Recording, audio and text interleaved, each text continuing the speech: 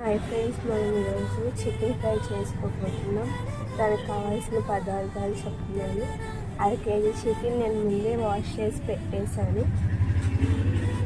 పసుపు, ఉప్పు, కొత్తిమీర, కరివేపాకు, కొబ్బరి పొడి, కారం మిక్స్ చేసుకున్న తర్వాత ఈ చికెన్ మొత్తాన్ని దాంట్లో వేసేసి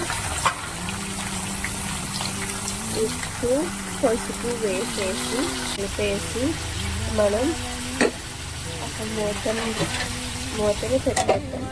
చూడండి ఏ విధంగా బాయిల్ అయిందో చూడండి.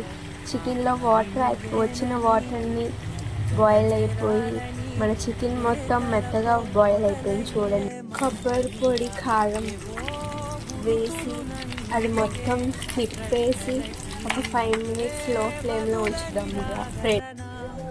మన కొరియండర్ని గార్నిష్ చేసి మనం స్టవ్ని ఆఫ్ చేసుకుంటే మన చికెన్ ఫ్రై రెడీ గాయ్స్.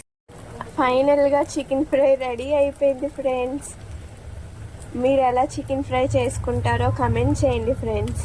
ఇలాంటి మరెన్నో వీడియోస్ కావాలంటే మీకు మన ఛానల్ని లైక్ చేసి సబ్స్క్రైబ్ చేసుకోండి ఫ్రెండ్స్.